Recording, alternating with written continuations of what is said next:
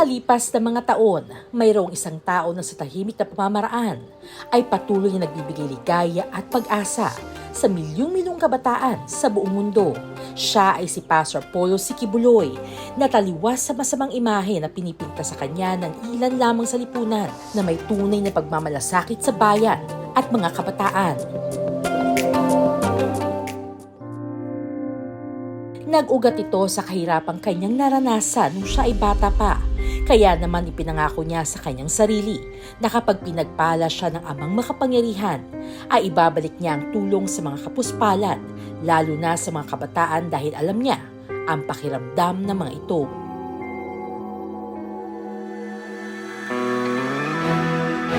Kaya naman di lamang sa Pilipinas kundi maging sa buong mundo ay ramdam ang pag-ibig at pagtulong ni Pastor Apollo. Kabilang na dito ang mga kababayan nating katutubo na kadalasang nakararanas ng hindi pantay na pagtrato ng sosyedad.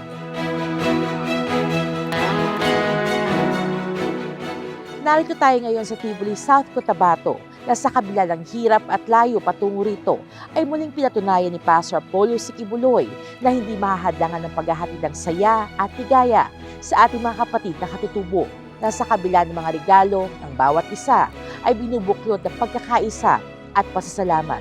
Tunghayan natin ang tinig ng pasasalamat para kay Dato Pamulingan mula sa IP Community ng Tibuli. Kaya naman maging sa kabundukan o mga liblib na lugar, walang patid ang pasasalamat ng mga ito sa tao na para sa kanila ay biyaya ng may kapal.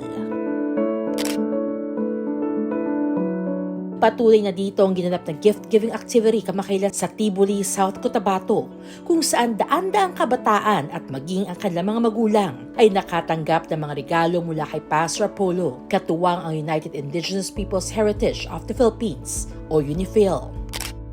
Dati mahirap, ma'am, kay tungod wala sang naiskwelahan ang mga tao, kay tungod lack of knowledge, so mahirap dati ang kabuhi sang mga tao diri sa Tiboli o mga IPs. Ang kabuhi namon is mamugon lang para lang makakaon. Pero subong salamat nga naabot ang grasya sa Ginoo nga labi na sa damo ka na nabalaan. Yung Tiboli kasi is 25 barangay, so malalayo. So usually, at mostly sa kanila sa bundok talaga nakatira. Yung kaligayahan nila, no, kapag makareceive sila ng mga regalo ay masaya talaga sila. Ang impact niya, no, kung ako yung bata. So syempre, masaya ka, napakasaya mo kasi yung parang first time mo na bigyan ng ganung kalaki na regalo. Kasi in their lifetime, parang wala pa yung naka-surprise na ganun. Bago pa man sumikat ang araw ay labis na ang paghahanda ng mga volunteer. Kabilang na ang pag-prepare ng isang truck ng mga regalo para sa IP community ng Tibuli.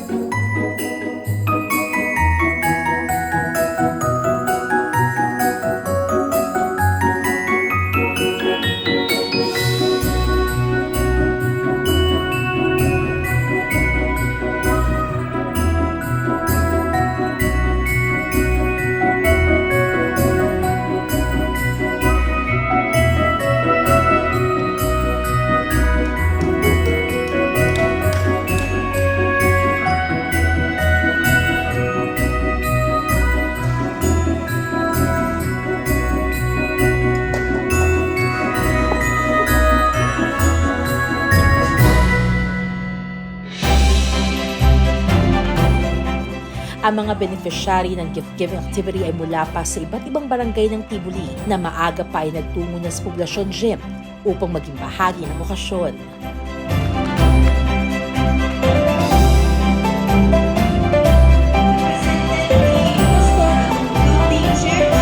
Sa UNIFIL, salamat kaayo kay ako, kauban sa akong mga kaubanan sa JCW MMC.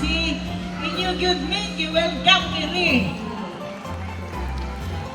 Kay kung kita nato si Pastor karon, daghang tayong salamat sa iyong pagdawat yun ni Dato Pamulingan, Pastor Apollo Sikibuloy dinhi. In fact, dingon mo nga guest me, pero among ibati nga murag dili mi bisita dato. Among feeling nga taga-diri pod mi. Tungod sa inyo ha, mainit kaayo nga pagdawat.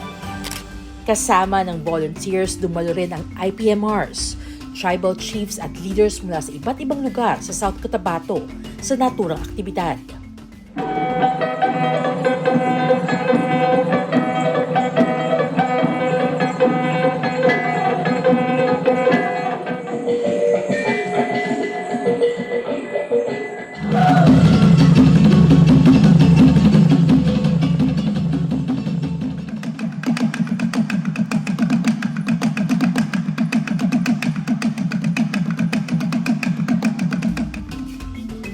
Labis ang pasasalamat at inihayag na pagsuporta ng mga ito sa darating na halalan kay Pastor Apollo na anila bagamat wala pa man sa pamahalaan ay may paggalang sa kanilang kultura at malaki ang naitulong sa mga katutubong komunidad.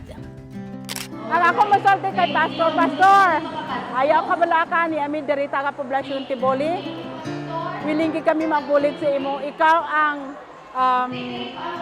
pwede nga himuon sang leader kay nga aman nakita namon sa imo pagdala sa mga tao, pag ato nimo, pag protect mo sa amon mga kami mga IP. Thank you gid Pastor. Wala kagid sang katupong, ikaw lang gid ang amon na heart kag aya ka balaka tabangan kagid namon sa pag-ampo kag sa buhat nga dapat ikaw ang magdaog nga bilang isa ka leader na maging senator para sa amon. Wala siya nagadala sang sinta, apang nagadala siya sang tingog tungod sa mga tribo. Tao siya na may gugma, may malasakit sa tribo. We exist almost 20 years.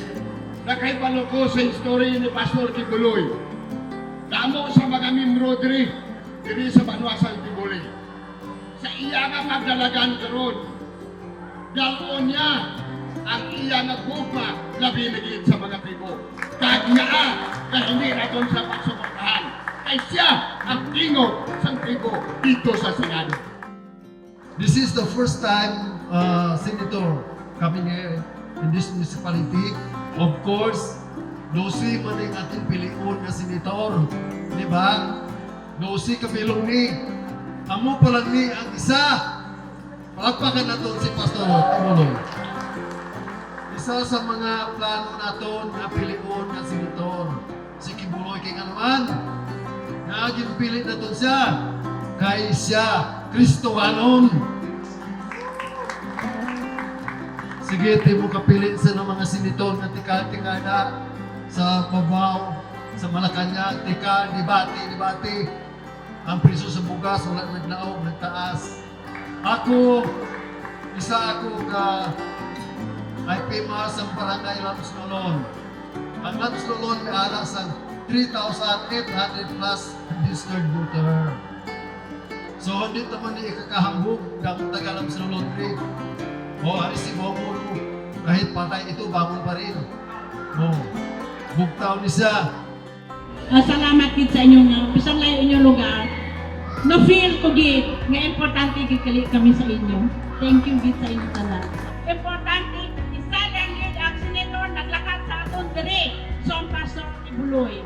Nagapasalamat kami sa inyo kay tungod inyong idulong dire ang pangalan ni Kibuloy. Nga bilang senator, karon pa ko nakabati nga may senator miabot dire sa aton lugar kag mangayo sa bulig sa aton bulig halin dito sa Banuasang Kibuloy.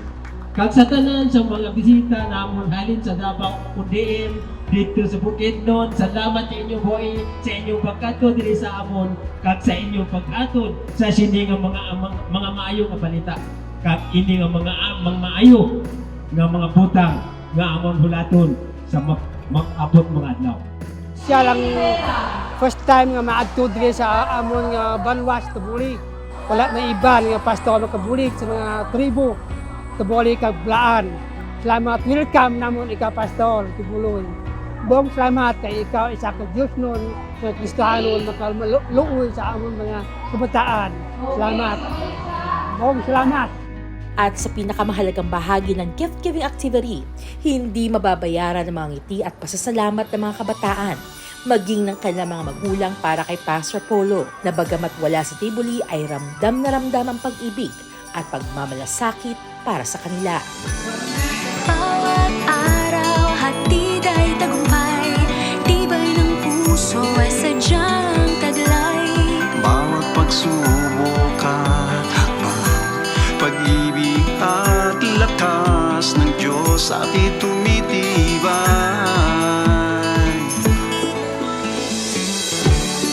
Bawat pagtulong nagkakapit-bisig, sa bawat hamon tayo'y nagwawagi. Dahil ako at ikaw ay Pilipino, sa hirap at ginhawa, isa tayo. Edmond Ugal, Dato Emilio Gumang, Sa bawat Pilipino, Pagmamahal sa Diyos at kapwa, umaalab sa ating puso. di natitinag, di sumusuko, tatalaan mo yun sa lahat ng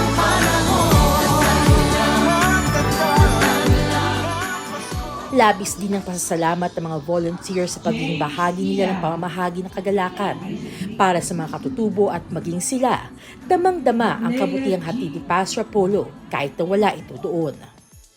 Sa sinugdanan kaniadto kani siya mao na gyud ginahimo o advokasya ni pastor nga ang iyang kasing-kasing na kanunay sa pagtabang, sa pagsuporta sa mga kawadon, ilabi na niining ginahimo karon sa mga kabatan-onan nga kini ginahatag sa atong maong pastor nga kini nahimo na kaniadto ug hantod karon. Maski wala si pastor, ang iyang buluhaton, ang iyang ginahimo, ginapadayon namo ni.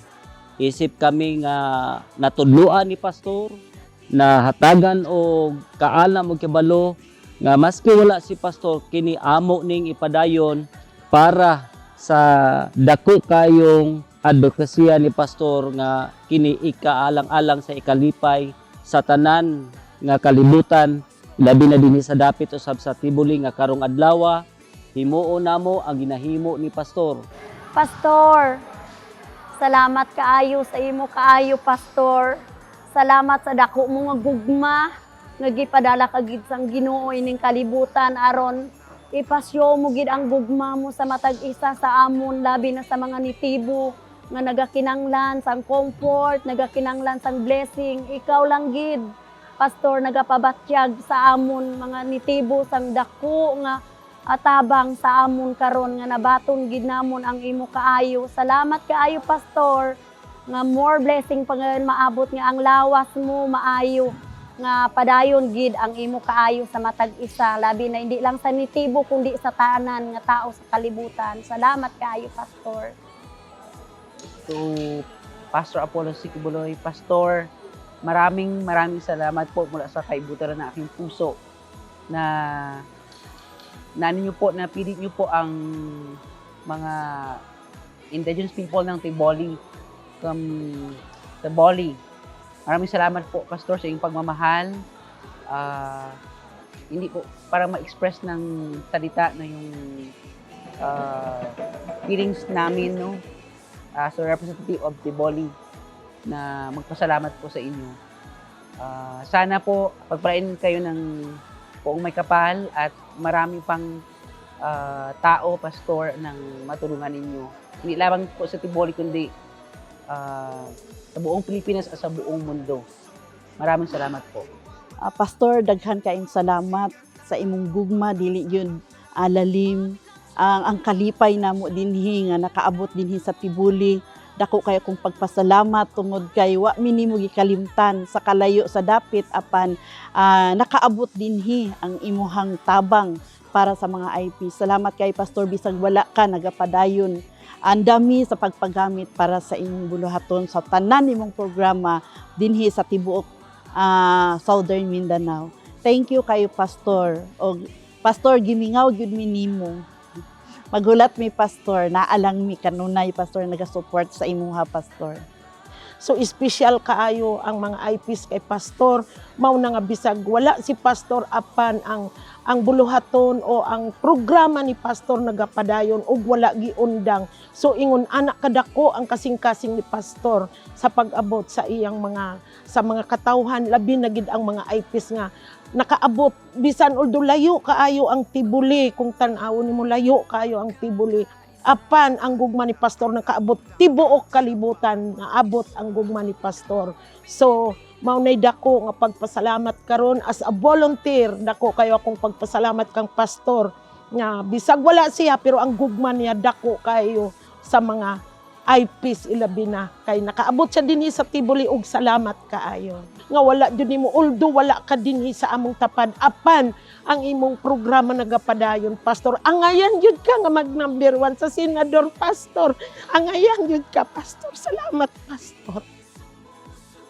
Ito'y patunay lamang na sa kabila ng mga pag-uusik, kawalan ng katarungan at pag-aalipusta ay hindi nito matutumbasan ang mga tinig ng mga pasasalamat, maging ng mga nasa malayong kabundukan, kabilang na ang mula sa IP community ng Tibuli.